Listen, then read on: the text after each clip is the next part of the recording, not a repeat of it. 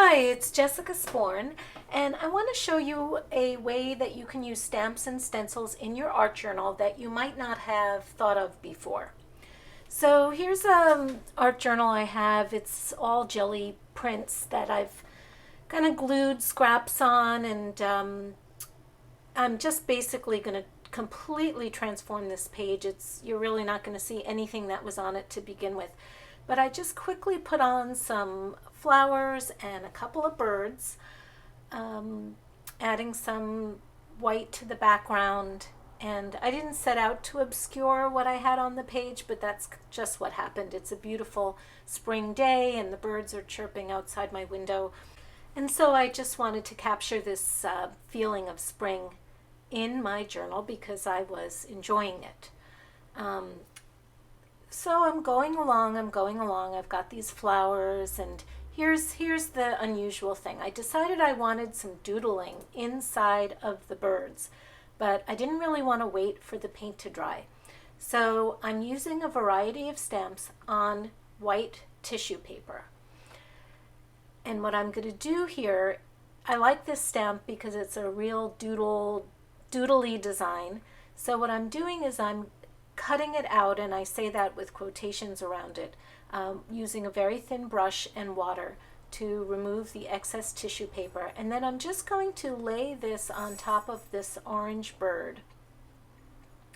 And because the tissue paper is kind of transparent to begin with, I can just really get it exact to the shape of the bird. And you wouldn't be able to do this just using this stamp right on the art journal page. And then I'm going to put matte medium under and matte medium over.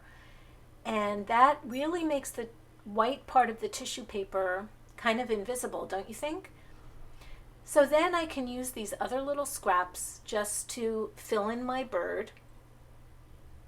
And you would never know this was part of a stamp that was a woman with kind of flowers on her head. And what I've done is I've just doodled up this bird really quickly using tissue paper and stamps. And you can see I'm using the Ranger archival ink. I really like it because it dries very quickly. There are other waterproof inks out there, but they take a little bit longer to dry. And I like the Ranger one. Anyway, I added some butterflies, and now what I'm doing is I'm just painting in the doodle very, very loosely, but just adding some color. And because I'm using golden fluid acrylics for this part of it, even if I go over the doodled part, you can still see the black ink coming through. And as the matte medium is drying, it's really nearly invisible. You have to look very hard to see it. So I'm going to doodle up this second bird, but this time I'm using paint through a stencil. And I'm going to let that dry while I work on these other flowers. And I'm just being super duper loose and just giving them some volume. And then I'm going to take this skinny little black brush and go around the designs in that stencil.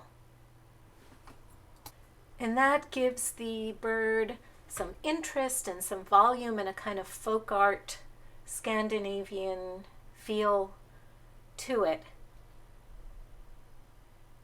without a lot of planning on my part. Now, I stenciled a lot of words on this piece of tissue paper. This is the Sacred Words and Marks stencil. And I decide I'm just going to use a few of these words, and I'm going to pick and choose them from various parts of the stencil to make a phrase. Make space for grace.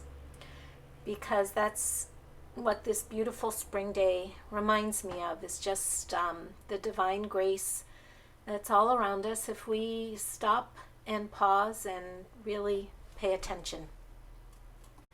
Now I'm taking a fine white Posca marker and just adding in some more marks and doodles. And then I'm going to use it to do a little scribble journaling about this day.